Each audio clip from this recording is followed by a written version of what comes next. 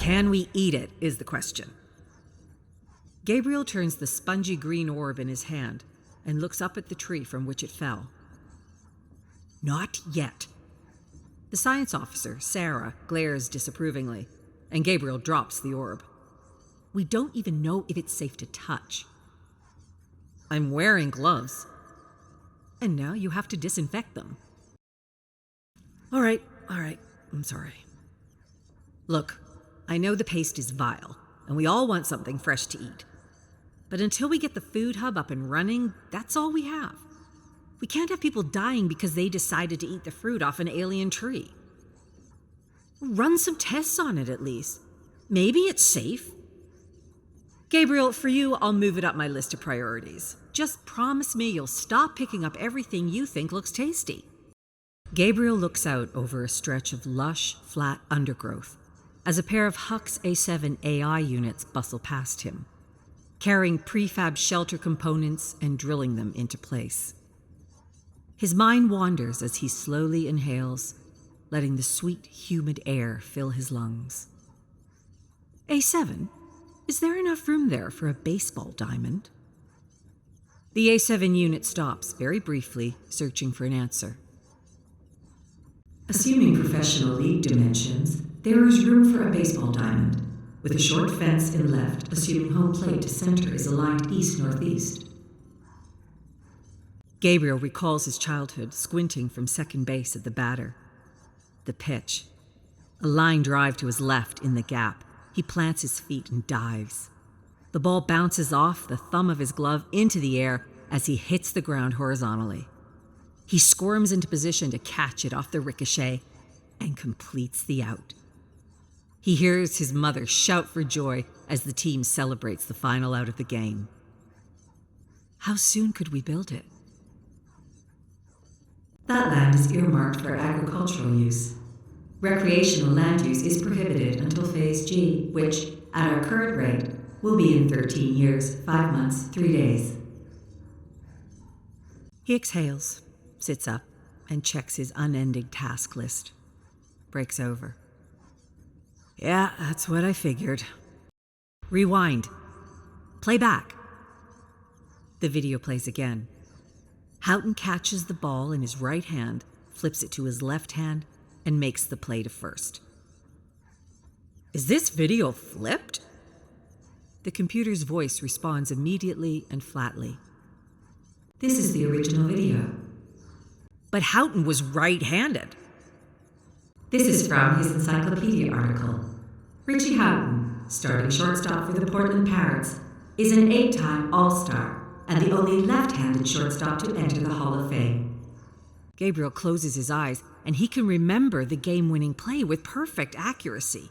He remembers Houghton flipping the ball from his left to his right and making the play. How could he have forgotten his favorite player's handedness? This wasn't the first time something small didn't line up. He usually chalks it up to a bad memory, but then why does he remember everything else so precisely?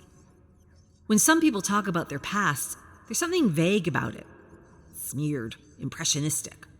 When he recalls a story, it's as precise as if it had happened 5 minutes ago. Next, you're going to tell me they didn't win in '89.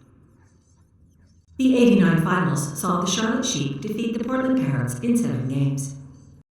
Dimitri looks at the 3D hollow readout of his terminal blankly, as if he's staring through it. There's nothing wrong with you. I don't know what to tell you. Gabriel stares at him, as if waiting for a different answer. Are you sure? Did you run every test? What do you think I'm going to find? Your vitals are fine. Your brain function is great. You're in excellent shape. But I think I'm going crazy. I'm remembering things one way, but then I check the books, and they were another way. And that's something we can discuss in a cognitive acuity session, but not a physical. Gabriel opens his mouth, but no words come out. He searches his brain for a response. Anything. There must be something that'll convince Dimitri to take him seriously. What about you? Dimitri finally turns from his terminal and faces Gabriel. What about me what? Do you have any of these weird discrepancies? Dmitri stares at him a moment and sighs. He rummages through a cabinet and conjures a hypospray. Take this after your work shifts, not during or before, after. Will it help? It'll help you stop thinking about problems that don't exist. Gabriel stumbles, falls to the floor. These drugs are no joke. Feels like his head is full of sand and the floor is knee-deep with jelly. He grabs the bottle and throws it out his bunkroom door. I can't take this anymore. Dimitri's not trying to help. He's trying to get me to stop asking questions. What does he know? What's he hiding? No sooner than the bottle crashes to the floor, a Hux unit walks over and picks it up. It looks up at Gabriel for a moment. Or maybe more than a moment. Gabriel isn't sure. What are you looking at? It seems frozen, as if deciding for a little too long. It shudders, as if it caught itself staring, and returns to its original programming. It scans the bottle and stalks down the hall to medical. Hey, wait!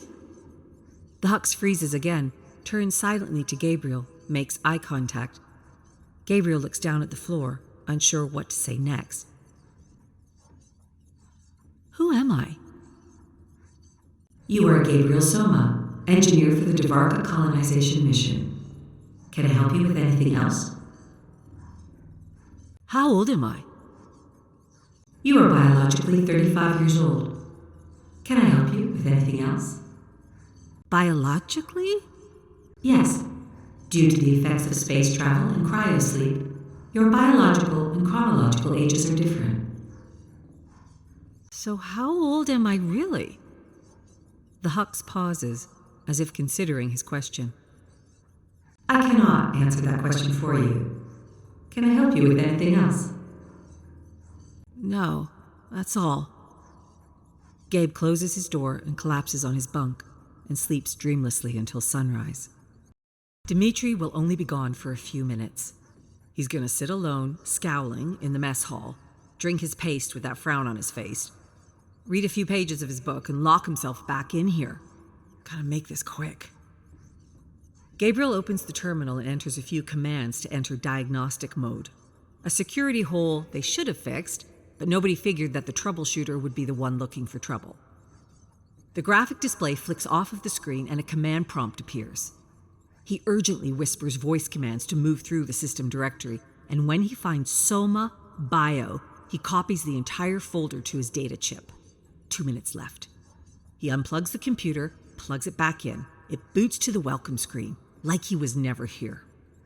Gabriel moves for the door, takes a left, looks back over his shoulder. Coast is clear. He heads to his bunk and plugs in the thumb drive and starts scrolling through his medical records. These injuries didn't happen to me. A long list of serious injuries are listed, some of which would be fatal. There's a bang on his door. Gabriel rips the data chip from the terminal and leaps to his feet, opens the door. Dmitri. Hey, Gabe. Gabriel's entire body tenses up. This is the kind of thing that gets you put on bunk arrest. Yeah, what's up?